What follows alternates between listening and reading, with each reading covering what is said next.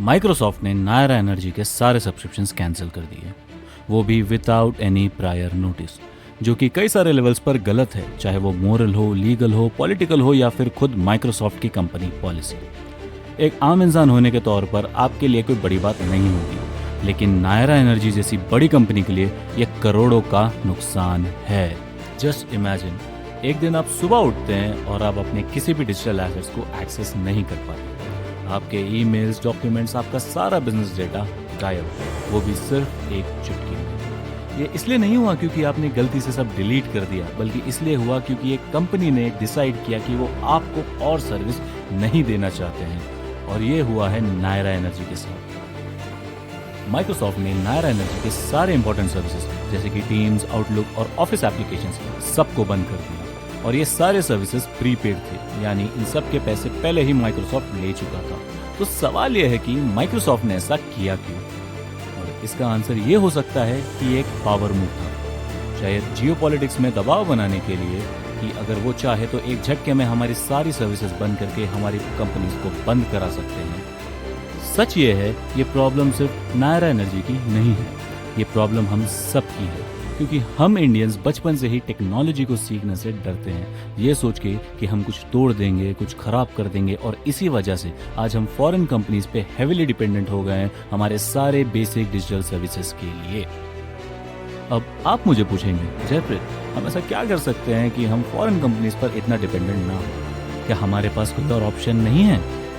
अब इसका जवाब है हाँ, आपके पास कई सारे ऑप्शंस हैं। जैसे कि हम इंडियन कंपनीज का इस्तेमाल कर सकते हैं, जैसे कि इस केस में ज़ोहो एक परफेक्ट अल्टरनेटिव है, बट एक और ऑप्शन है जो कि सेफ है, सिक्योर है और आपका डेटा आपके कंट्रोल में रखेगा, वो भी बिल्कुल फ्री, और वो है ओपन सोर्स प्लेटफॉर्म्स। आज मैं आपको दिखाऊंगा कि आप कैसे अपना खुद का माइक्रोसॉफ्ट 365 अल्टरनेटिव बना सकते हैं, वो भी बिल्कुल फ्री ओपन सोर्स टूल्स का इस्तेमाल करके। तो सबसे पहले हम बात करेंगे हमारे ऑपरेटिंग सिस्टम की, बिकॉज ऑपरेटिंग सिस्टम सबसे इम्पॉर्टेंट पार्ट है हमारे सर्वर का। तो ये बनाने के लिए हम लोग यूज़ करने वाले हैं TrueNAS ऑपरेटिंग सिस्टम। ये एक free and open source operating system है NAS के लिए। NAS का मतलब होता है नेटवर्क अटैच स्टोरेज। तो इसमें आप क्या कर सकते हो, मल्टीपल कंप्यूटर से इसका स्टोरेज एक्सेस कर सकते हो, यानी कि आप 10 कंप्यूटर से इस कंप्यूटर के अंदर जितनी भी फाइल्स है सबको एक्सेस, और उसी के साथ साथ आपके कंप्यूटर से इसके फाइल्स को एडिट या रिप्लेस कर सकते हो।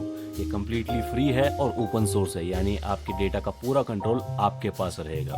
ठीक है, तो सबसे पहले हम बात करने वाले हैं इसके मिनिमम रिक्वायरमेंट्स की, बिकॉज वो बहुत इंपॉर्टेंट है। तो TrueNAS के सबसे बेसिक मिनिमम रिक्वायरमेंट्स ये है कि आपको एक डुअल कोर 64 बिट प्रोसेसर चाहिए, यानी कि कौन सा भी इंटेल या AMD का नया प्रोसेसर या पुराना या इवन फर्स्ट जनरेशन प्रोसेसर्स भी काम करेंगे।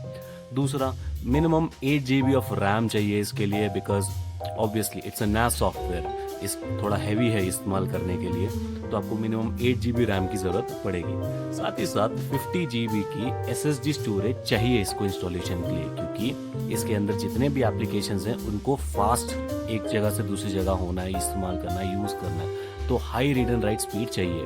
तो हार्ड ड्राइव के बजाय अगर आप SSD में इंस्टॉल करेंगे तो बेहतर होगा। और एक के सबसे इम्पॉर्टेंट चीज़ जिसकी वजह से शायद आपका प्लान फेल भी हो सकता है, और वो है ईथरनेट पोर्ट।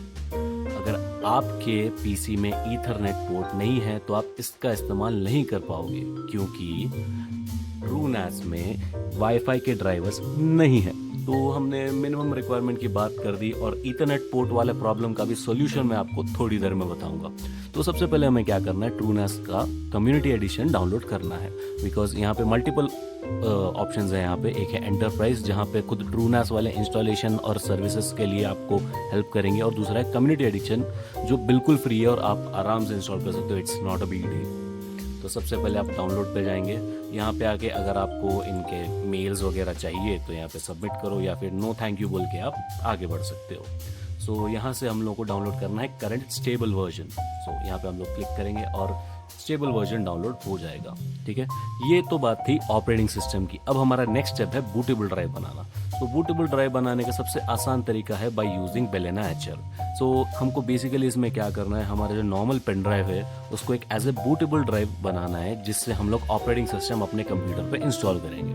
तो इसके लिए हम लोग क्या करेंगे, बेलेना एचर की वेबसाइट पे आ जाएंगे, डाउनलोड एचर, और यहाँ पे आके हम x64 x86 बिट वाला डाउनलोड कर लेंगे जो कि है विंडोज़ के लिए। अगर आप मैकबुक यूज़ कर सकते हो तो आप ये वाला इंस्टॉल कर सकते हो, और अगर आपके पास नया वाला मैकबुक है जो कि है M1 M2 वाला, तो आपको ARM64 वाला डाउनलोड करना है। ठीक है, हमारे पास विंडोज़ मशीन है तो हम लोग विंडोज़ वाला डाउनलोड करेंगे। और अब मैं आपसे मिलता हूँ इन सबको डाउनलोड करने के बाद। जैसे कि आप यहाँ देख सकते हो, हमने बेलेना एचआर और ट्रूनेस स्केल जो कि ट्रूनेस कम्युनिटी एडिशन है, दोनों डाउनलोड कर लिए हैं। तो हमें बनाना भी बूटेबल ड्राइव। इसका सबसे पहला स्टेप ये है कि आप अपनी जो USB ड्राइव है वो अपने कंप्यूटर पर कनेक्ट करें। इसके बाद में बेलेना एचआर हम लोग ओपन करेंगे और यहाँ से हम ये लिंक कॉपी कर लेंगे, क्योंकि हमें यहाँ पे इस फोल्डर में आना है। यूजुअली अगर आप डाउनलोड फोल्डर में ही अपना ISO रखने वाले हैं तो आपको ये करने की ज़रूरत नहीं है। तो यहाँ पे हम क्लिक करेंगे फ्लैश फ्रॉम फाइल। यहाँ पे हम लोग आ गए इस फोल्डर के अंदर। अगर आप यहाँ पे फोल्डर में नहीं हो, किसी और फोल्डर में हो, तो यहाँ पे आप क्लिक करके पेस्ट कर सकते हैं एंड एंटर, तो आप फोल्डर में आ जाओगे।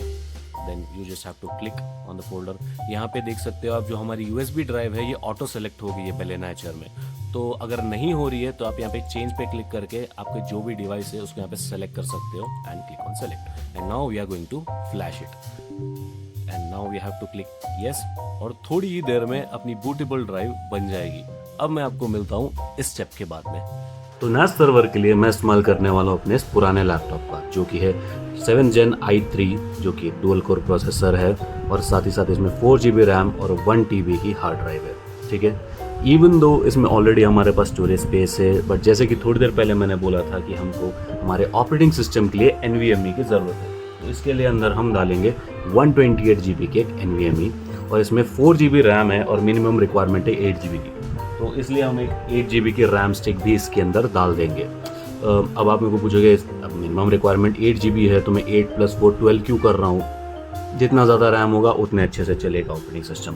हाँ, और अभी सबसे मेन चीज़, जैसे कि मैंने बोला, अगर आपके PC में ईथरनेट पोर्ट नहीं है तो आपको क्या करना है। तो मेरे लैपटॉप में भी ईथरनेट पोर्ट नहीं है, तो मैंने ये एक डॉक खरीदा है जो कि है USB टू ईथरनेट पोर्ट, जिसमें ये USB पोर्ट जो है हमारे लैपटॉप में लगेगा और हम ये ईथरनेट पोर्ट की मदद से डायरेक्ट ईथरनेट कनेक्शन को दे सकते हैं। तो हमें अब कुछ भी नहीं करना है। यहाँ पे मैंने आइडेंटिफाई किया इसमें रैम स्लॉट और NVMe स्लॉट कहाँ है, देखना बहुत आसान है। जैसे कि आप यहाँ पे देख सकते हो, ये एक NVMe स्लॉट है। आप इसकी पहचान कैसे कर सकते हो? यहाँ पे आप देख सकते हो कि बड़ी लाइन है और यहाँ पे बीच में प्लास्टिक का डिवाइडर है, और यहाँ पे एक छोटी लाइन है, और साथ ही साथ यहाँ पे 2 स्क्रूज भी है। यहाँ पे आप एक फुल साइज NVMe भी लगा सकते हो, एक स्मॉल साइज NVMe भी लगा सकते हो। अगर आपको डाउट है कि आपके लैपटॉप या PC में NVMe स्लॉट है या नहीं है, तो सबसे आसान तरीका ये है कि आप अपना जो भी लैपटॉप का या फिर मदरबोर्ड का नाम है वो आप इंटरनेट पर सर्च करके बाजू में लिख दें कि डज दिस हैव NVMe और नॉट। अब मेरे वाले में है, मैंने देख के आइडेंटिफाई कर लिया, तो मैं कुछ भी नहीं करूँगा, NVMe स्लॉट इसमें सीधा लगाऊंगा एंड बस उसको स्क्रू से थोड़ा टाइट करना है।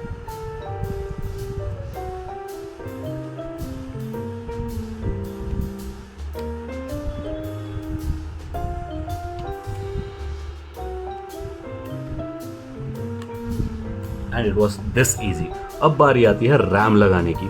तो रैम लगाने से पहले आपको ये पता करना पड़ेगा कि आपका रैम DDR3 है, DDR4 है या DDR5 है। अब सबसे आसान तरीका ये करने का यही है कि आपका लैपटॉप या मदरबोर्ड का नाम इंटरनेट पर सर्च करके आप वहाँ पे मार लो कि कौन सा रैम आएगा। मेरा यहाँ पे DDR4 रैम है, यहाँ पे मैंने DDR4 रैम लिया। जैसे कि आप देख सकते हैं यहाँ पे एक साइड पे लंबे पिन्स की लाइन है और एक दूसरी साइड पे छोटे पिन्स की लाइन है। यही देख के बस हम लोगों को इसको लगाना है। तो हम यहाँ पे इसको लगाएंगे and we are all set. तो अभी हमारा अगला स्टेप ये है कि हमें इसके अंदर ऑपरेटिंग सिस्टम इंस्टॉल करना है। मैंने इसके अंदर हमारे USB बूटेबल ड्राइव जो हमने थोड़ी देर पहले बनाई वो लगा दिया है।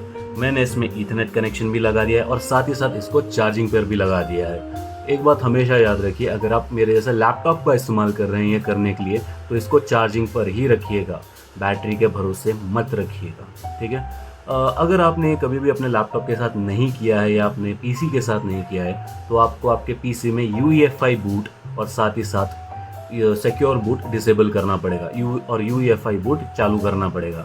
क्योंकि मैंने पहले भी कई बार मेरे लैपटॉप के साथ किया है, तो मेरे को ये करने की ज़रूरत नहीं है। बट अगर आपको करना है तो आपका जो भी लैपटॉप का मॉडल नंबर है वो इंटरनेट पर मार कर आप वहाँ पे बाजू लिख सकते हो how to open UEFI boot, और आपको सर्च हिस्ट्री में मिल जाएगा। हमको बस हमारा लैपटॉप भी चालू करना है और मैं जब जब चालू होगा उतने में बार बार F12 दबाऊंगा। अलग अलग मॉडल्स और अलग अलग कंप्यूटर्स में ये अलग अलग होता है, बट मेरे वाले में F12 है। तो यहाँ पे जैसे कि आप देख सकते हैं मुझे जाना है हमारे जनरल डिस्क के ऊपर, बिकॉज हमारा बूटेबल ड्राइव उसमें है। तो जनरल डिस्क या फिर यहाँ पे लिख के आएगा आपको UEFI, तो आपको उस पर एंटर करना है। यहाँ पे हमें स्टार्ट TrueNAS स्केल इंस्टॉलेशन पर क्लिक करना है।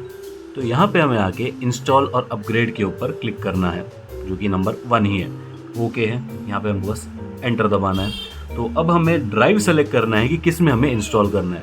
तो जैसे कि हमें हमारी NVMe ड्राइव में इसको इंस्टॉल करना है, यहाँ पे हम NVMe के ऊपर जो फर्स्ट वाला है उस पर रखेंगे और स्पेस दबाएंगे। स्पेस दबाने से क्या होगा, NVMe ड्राइव सेलेक्ट हो जाएगी और इसके बाद हम दबाएंगे एंटर। ठीक है, तो यहाँ पे हमें एक वार्निंग दे रहा है कि अगर हमने उस पर इंस्टॉलेशन किया तो हमारा जितना भी डेटा है NVMe पे वो सारा फ्लैश हो जाएगा, यानी कि हमें वो डेटा दोबारा नहीं मिलेगा। बिकॉज ये एक नई NVMe और इसमें कोई डेटा नहीं है, तो हम लोग ये इस पर कर सकते हैं। ठीक है, सो इसमें एडमिनिस्ट्रेटिव यूज़र का एक्सेस हमें देना है, तो ओके। तो यहाँ पे अभी हमें हमारा पासवर्ड सेट करना है। तो जो भी आपको जो पासवर्ड रखना है आप रख लो, मैं मेरा रखूँगा, खैर मैं बताऊँगा नहीं आप रख सकते हो आपको जो भी चाहिए। मैंने फिर नीचे वापस सेम पासवर्ड एंटर किया है और ओके। और अब हमारा इंस्टॉलेशन चालू हो गया है।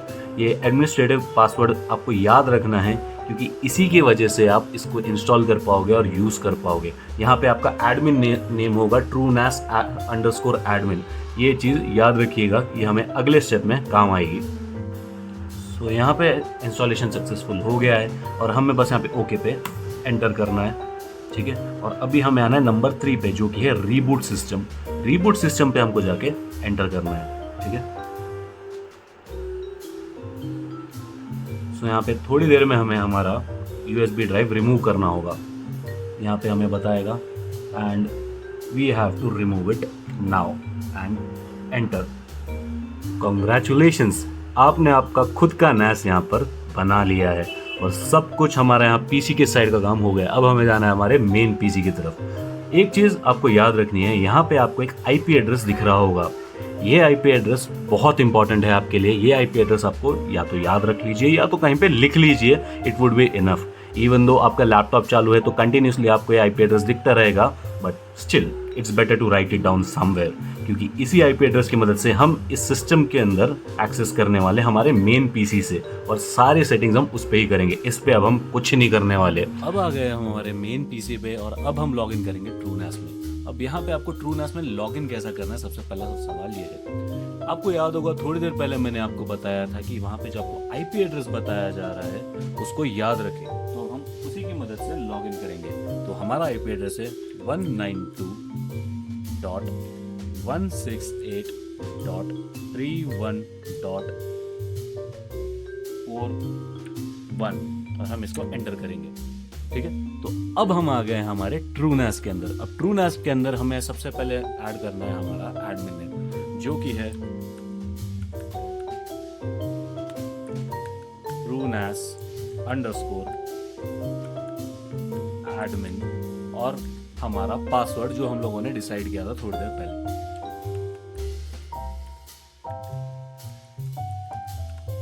अब हमें हमारे डैशबोर्ड में और अब हमको इंस्टॉल करने हैं हमारे एप्लीकेशंस। ठीक है, तो सबसे पहले हम यहाँ पे जाएंगे ऐप्स में। ऐप्स में जाने के बाद जैसे कि आप देख सकते हो अभी कोई भी एप्लीकेशन इंस्टॉल नहीं है, तो हम यहाँ पर जाएंगे चेक अवेलेबल ऐप्स पे। यहाँ पे आपको सर्च बार दिख तो रहा है, मगर वो सर्च बार उतने काम का है नहीं, तो इजीली हम लोग क्या करेंगे, Ctrl+F docge सर्च करेंगे यहाँ पे DOCKGE और यहाँ पे आ गया हमारा docge पहला एप्लीकेशन। तो यहाँ पे हम setup pool to install, create pool, यहाँ पे हम पूल का नाम रखेंगे क्लाउड। ठीक है, इसका रीजन ये है, तो यहाँ पे हम स्ट्राइप पे रखेंगे। तो ये पूल इसलिए क्योंकि हमने अभी अभी इंस्टॉल किया है, राइट, TrueNAS, हमने इसमें कोई भी सेटअप नहीं किया है, तो हमें ये मेंशन करना पड़ेगा कि कहाँ पे हम किस तरीके से कौन सा डेटा यूज़ करेंगे। तो मैंने यहाँ पे स्ट्राइप पे रखा है, इवन दो स्ट्राइप नहीं करते हैं यूजुअली लोग, बट क्योंकि हमारे पास एक ही हार्ड ड्राइव है तो इसलिए हमने स्ट्राइप किया है। अगर हमारे पास मल्टीपल हार्ड ड्राइव होते तो हम लोग रेड सेलेक्ट कर सकते थे। तो रेड क्या होता है इसके बारे में मैं आपको अगले वीडियो में बताऊंगा। आसान भाषा में ये बताऊं तो ये आपका एक डिवाइस में से दूसरे डिवाइस में डेटा कॉपी करके रखता है ताकि आपका डेटा लॉस ना हो। क्योंकि हमारे पास यहाँ पे एक ही हार्ड ड्राइव है तो हम यहाँ पे स्ट्राइप सेलेक्ट करेंगे। यहाँ पे हमने हार्ड ड्राइव की साइज़ यहाँ पे सेलेक्ट की हुई है, विड्थ वगैरह वगैरह, एंड नेक्स्ट। ठीक है, यहाँ पे लेआउट है, यहाँ पे स्ट्राइप, डिस्क साइज़ का यहाँ पे ऑप्शन नहीं है, एंड नेक्स्ट ये पूरे ऑप्शनल है। तो फिर से नेक्स्ट, यहाँ पे रिव्यू हो गया और यहाँ पे हम क्लिक करेंगे क्रिएट पूल, कंफर्म, कंटिन्यू, और यहाँ पे हमारा हार्ड ड्राइव पूल रेडी हो गया है। अब हम एप्लीकेशन इंस्टॉल करेंगे। जैसे कि अभी आपने देखा कि अभी पूल क्रिएट हुआ है, अभी एप्लीकेशन इंस्टॉल नहीं हुआ, तो फिर से हमें चेक अवेलेबल ऐप्स पे जाना पड़ेगा। DocGE यहाँ पे आ गया। अब हम इंस्टॉल कर सकते हैं। पूल हमने सेलेक्ट किया, नेक्स्ट क्लाउड,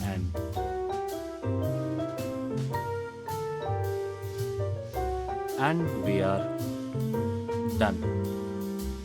ठीक है, तो डॉकेज आ गया है, यहाँ पे इंस्टॉल डॉकेज पे क्लिक करना है हमें और यहाँ से करेंगे हम इंस्टॉल। तो फाइनली डाउनलोड हो चुका है DocGE हमारे TrueNAS सर्वर पर। सो अब नेक्स्ट स्टेप है हमारा, हमें जाना है DocGE में। सो DocGE में एक्चुअली हमें हमारा एडमिन यूज़र बनाना है। तो हम यहाँ पे एडमिन यूज़र का नाम लगेंगे जयप्रीत, क्योंकि मेरा नाम है ऑब्वियसली, और जो भी पासवर्ड हमें रखना है। और हमारा एडमिन यूज़र क्रिएट हो चुका है। तो फाइनली अब हम आ गए हैं DocGE में। अब हमें क्या करना है, हमारे ब्लॉग पर जाना है, link is in the description, और ब्लॉग पे यहाँ पे जाके हमें deploy next cloud with DocGE पे जाना है। तो यहाँ पे आप देख सकते हैं, यहाँ पे पूरे का पूरा कमांड लिखा हुआ है। तो मैं आपको ये कमांड एक्सप्लेन करना चाहूँगा। पहले तो यहाँ पे ये नेक्स्ट क्लाउड की इमेज है जो कि हमारे सर्वर में नेक्स्ट क्लाउड को इंस्टॉल करेगा। ठीक है, उसमें कंटेनर का नाम होगा नेक्स्ट क्लाउड, PUID और PGID ये होगा। हमारा टाइम जोन है एशिया कोलकाता, और ये वॉल्यूम्स है, यानी कि ये जो कॉन्फ़िगरेशन फाइल्स है या बाकी जो फाइल्स है ये लोकेशन पर होंगी। media.external ये फाइल है जहाँ पे हम हमारा डेटा दूसरों के साथ शेयर कर सकते हैं, और 8887 हमारा पोर्ट होगा जिसके ऊपर हम ये ओपन करेंगे। तो हमें इसको बस कॉपी करना है, कॉपी करके आना है यहाँ पे DocGE पे, क्लिक करना है कंपोज पे। यहाँ पे राइट साइड पे आप ये जो स्पेस देख रहे होंगे, यहाँ पे पुराना वाला डिलीट करके हमें हमारा यहाँ पे सारा कमांड ऐड करना है, और यहाँ पे स्टैक नेम हम रखेंगे नेक्स्ट क्लाउड। ठीक है, सो इट्स डन। और अब हमें इसको डिप्लॉय पे क्लिक करना है। तो डिप्लॉय पे आप देख सकते हैं कि यहाँ पे इंस्टॉलेशन होना चालू हो जाएगा। अब यहाँ पे क्लिक करेंगे हम स्टार्ट। तो धीरे धीरे सारा प्रोसेस चालू हो रहा है। And now what we have to do is we have to go to this,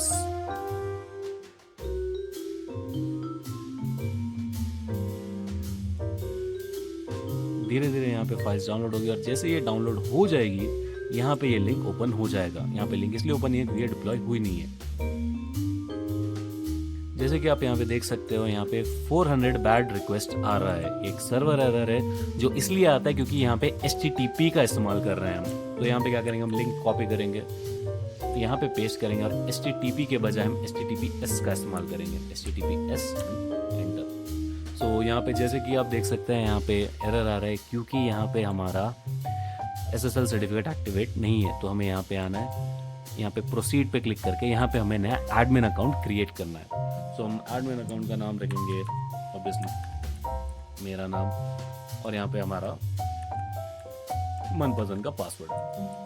so finally हमारा नेक्स्ट क्लाउड का अकाउंट बन चुका है, और यहाँ पे हमें सारे रिकमेंडेड ऐप्स के बारे में बताया जा रहा है जो हम यूज़ कर सकते हैं। इसमें हमें बता रहा है calendar app, contacts app, mail app, Nextcloud office जैसे कि गूगल डॉक्स या MS ऑफिस, नोट्स और टॉक ऐप। हमें ये सारों की ज़रूरत है, तो इंस्टॉल रिकमेंडेड ऐप्स पे हम क्लिक करेंगे, एंड वन बाय वन सारे एप्लीकेशंस हमारे नेक्स्ट क्लाउड सर्वर पर इंस्टॉल हो जाएंगे। सारे एप्लीकेशंस यहाँ पे अपने आप डाउनलोड हो चुके हैं, और यहाँ पे हम दूसरे डिवाइसेस पर भी नेक्स्ट क्लाउड का इस्तेमाल कर सकते हैं। जैसे कि हमारे विंडोज़ के लिए इसमें भी एप्लीकेशंस होगा, एंड्रॉयड के लिए है, iOS के लिए, हर किसी के लिए एप्लीकेशंस रेडी है। तो आप चाहे तो आपके डिवाइसेस पर भी इनको इंस्टॉल करके आराम से यूज़ कर सकते हैं। हम फिलहाल यहाँ पे बंद कर देंगे, और ये रहा हमारा नेक्स्ट क्लाउड सर्वर। यहाँ पे हमारी ज़रूरत की सारी चीज़ें हैं, जैसे files, photos, activities, mail, contact, calendar and even talk app, जहाँ पे हम लोग वीडियो कॉल्स, मीटिंग्स और इवन जस्ट चैट का भी इस्तेमाल कर सकते हैं। तो आपके ऑफिस प्रोडक्टिविटी और बाकी इवन अगर आपके घर के पर्सनल यूज़ के लिए भी ये एक बेस्ट केस सिनेरियो है। तो यहाँ पे हमारा MS365 और गूगल वर्कस्पेस का अल्टरनेटिव पूरा बन चुका है। बट यहाँ पे हम इसका सिर्फ तभी इस्तेमाल कर पाएंगे जब हम लोकल वाईफाई से कनेक्टेड हो जिसके ऊपर ये होस्टेड है। अब सवाल यह है कि अब हमारे खुद के डोमेन के ऊपर इसको कैसा होस्ट करेंगे, और इन दिस केस सब डोमेन के ऊपर। और इसका जवाब है हम एक ऐसी टेक्निक का इस्तेमाल करेंगे जिसका नाम है टनलिंग। और टनलिंग के लिए अब हम इस्तेमाल करने वाले हैं क्लाउडफ्लेयर टनल। हम आ गए हमारे क्लाउडफ्लेयर के डैशबोर्ड पर, ठीक है। सिंपल नोट, क्लाउडफ्लेयर जो है ओपन सोर्स सॉफ्टवेयर नहीं है, ये एक सर्विस है जो कि बेस्ड है अमेरिका पे। बट स्टिल क्योंकि ये फ्री है हम इसका इस्तेमाल कर सकते हैं। और खुदा ना खास्ता अगर कल को अगर अमेरिका और इंडिया के बीच में कोई प्रॉब्लम हो भी गया और क्लाउडफ्लेयर हमारी सर्विस बंद भी कर दे तो भी हमारा डेटा हमारे पास सेफ और सिक्योर है। तो यहाँ पे मैंने ऑलरेडी अपना डोमेन कनेक्ट करके रखा हुआ है। अगर आपने नहीं किया then it's actually very easy. आपको बस आपके डोमेन में जाके नेम सर्वर चेंज करना है। आप गूगल पे सर्च कर सकते हो, आपको आराम से मिल जाएगा। और क्लाउडफ्लेयर एक्चुअली बहुत अच्छा है आपको स्टेप बाय स्टेप प्रोसीजर बताने के लिए जब आप नई आईडी बनाओगे। बट ऑलरेडी मेरा डोमेन क्लाउडफ्लेयर पर ही है, so it's not a problem for us. तो अब हम क्या करेंगे, अब यहाँ पे लेफ्ट साइड पे आप देख सकते हो यहाँ पे जीरो ट्रस्ट लिखा हुआ है। हम जीरो ट्रस्ट पर जाएंगे। जीरो ट्रस्ट के बाद हम जाएंगे यहाँ पर नेटवर्क्स पर। नेटवर्क्स पे आप देख रहे होंगे टनल्स। तो टनल्स में हम लोगों को क्या करना है, हमें यहाँ पे अपना एक टनल बनाना है। सो हम क्लिक करेंगे ऐड ए टनल पर। हम सर्विस यूज करेंगे क्लाउडफ्लेयर और यहाँ पे हमारा टनल बनाएंगे। तो टनल का नाम रखूंगा मैं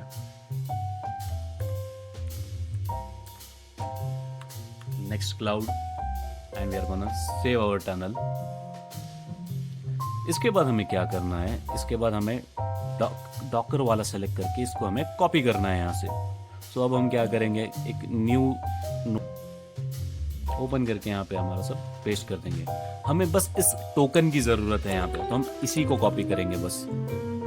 और अब हम यहाँ पे आ जाएंगे हमारे ट्रूनेस के ऊपर। तो ट्रूनेस पहले लॉगिन करते हैं। ट्रूनेस लॉगिन करने के बाद हमें एक और एप्लीकेशन इंस्टॉल करना है जो कि है क्लाउडफ्लेयर। यहाँ पे हम नीचे आएंगे,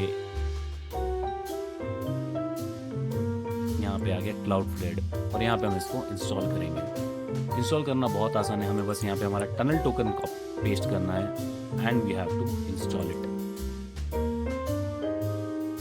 and we are all set. अब हमें क्या करना है, यहाँ पे कॉन्फ़िगरेशन में जाना है, ठीक है। अब यहाँ पे देख सकते हैं कि कनेक्टर कनेक्ट हो चुका है ऑलरेडी। तो अब हमें जाना है, हमें सब डोमेन बनाना है। सब डोमेन हम यहाँ पे बनाएंगे क्लाउड।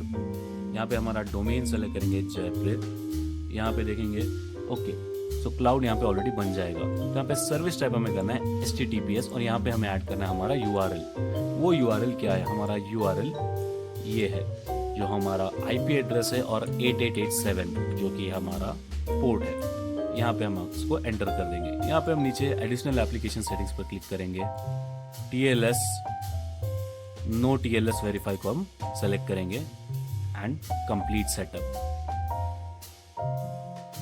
ठीक है।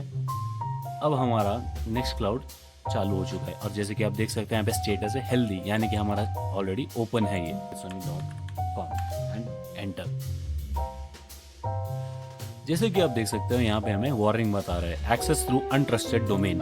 एक्चुअली हमें यही चाहिए। इसका मतलब अब तक हमने जितने भी स्टेप्स लिए हैं सारे परफेक्ट है, इसमें कोई गलती नहीं हुई है। अब हम इंस्टॉल करने वाले हैं फाइल मैनेजर। फाइल मैनेजर के लिए हम अगेन पहले डॉकेज पे जाएंगे, वेब UI, और यहाँ पे नया डॉकेज कंपोज करेंगे। इसका नाम रखेंगे हम फाइल ब्राउज़र। यहाँ पे हम हमारे ब्लॉग पर आ जाएंगे और यहाँ पे ये कॉपी कर लेंगे जो कि है YML file. Again we are gonna paste it here and we are gonna deploy it.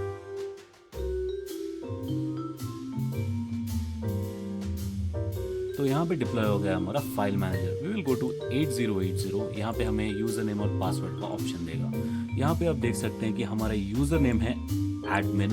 तो हम लोग यहाँ पे यूजर नेम एडमिन टाइप करेंगे और ये है हमारा पासवर्ड जो कि है I0 समथिंग समथिंग समथिंग। इसको हम राइट क्लिक करेंगे और यहाँ से कॉपी कर लेंगे and we will paste it here and log in.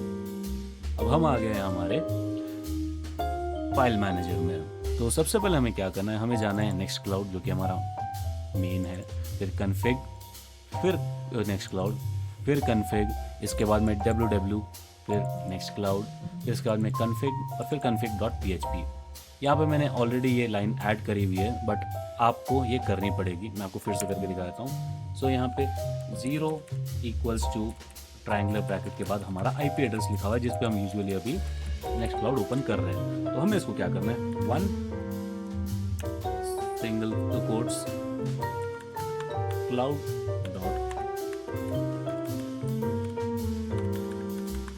jfritsony.com और हमें इसको यहाँ से बस सेव कर देना है एंड वी आर डन। अब यहाँ पे आप फिर से खोल के देखेंगे तो आपको दिखेगा कि हमारी फाइल सेव हो चुकी है। अब हमें क्या करना है, अब हमें यहाँ पे हमारे सब डोमेन पे आना है cloud.jeffersony.com और जब आप इसको एंटर करेंगे वी आर ऑल सेट। अब हम बात करने वाले हैं सबसे इंपॉर्टेंट टॉपिक की और जो है ईमेल। हर एक बिजनेस के लिए ईमेल्स बहुत इंपॉर्टेंट होते हैं बट क्योंकि हम इसको होस्ट करने के लिए क्लाउडफ्लेयर टनल का इस्तेमाल कर रहे हैं, हम खुद का ईमेल सर्वर होस्ट नहीं कर सकते हैं। खुद का ईमेल सर्वर होस्ट करने के लिए हमें ज़रूरत है स्टैटिक IP की, बट हम यहाँ पे third party email service providers का इस्तेमाल करके अपना खुद का ईमेल होस्ट यहाँ पे कर सकते हैं। सो हम क्लिक करेंगे सेटअप ईमेल अकाउंट पर। अगर आप जीमेल ईमेल्स या फिर आउटलुक्स के ईमेल्स यूज़ करते हो तो आप सीधा यहाँ पे ईमेल और पासवर्ड मार के इसको कनेक्ट कर सकते हो। आपको कुछ भी हार्ड या मुश्किल चीज़ करने की ज़रूरत नहीं है, बट हमें यहाँ पे डोमेन बेस्ड ईमेल्स की ज़रूरत है। तो हम यहाँ पे मैनुअल पर जाएंगे। यहाँ पे मैं होस्टिंगर मेल का इस्तेमाल करूँगा क्योंकि मुझे फ्री में मिल रहा है। अगर आपको फ्री में अगर कोई होस्टिंग प्रोवाइडर आपको मेल दे रहा है तो आप उसका इस्तेमाल करिए, इसमें कोई दिक्कत नहीं है। तो यहाँ पे देख सकते हो मैंने सिर्फ इसके लिए ही cloud@jeffersony.com ईमेल बनाया है और यहाँ पे मैं आके कनेक्ट ऐप्स और डिवाइसेस पे क्लिक करूँगा, रिकमेंडेड ऐप्स और सर्वर सेटिंग्स पे यहाँ पे क्लिक करूँगा। तो यहाँ पे मुझे ईमेल एड्रेस डालना है जो कि है cloud.jeffersony.com। यहाँ पे IMAP होस्ट होगा हमारा, ये imap.hostinger.com, IMAP user same, cloud@jeffersony.com और यहाँ पे SMTP सेम। यहाँ पे हम हमारा पासवर्ड एंटर कर देंगे।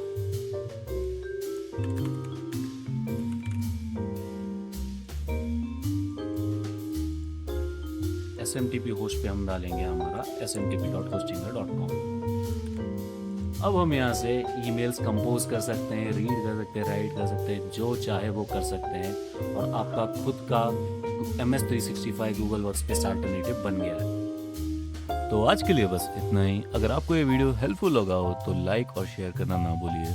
अगर कोई डाउट्स है आपको या कोई क्वेश्चन है तो कमेंट सेक्शन में आप पूछ सकते हैं। और अगर आपको open source tools, NAS, tunneling और ऐसे ही टेक रिलेटेड चीज़ों के बारे में सीखना है तो चैनल को सब्सक्राइब करना मत भूलना। Until next time, sign out.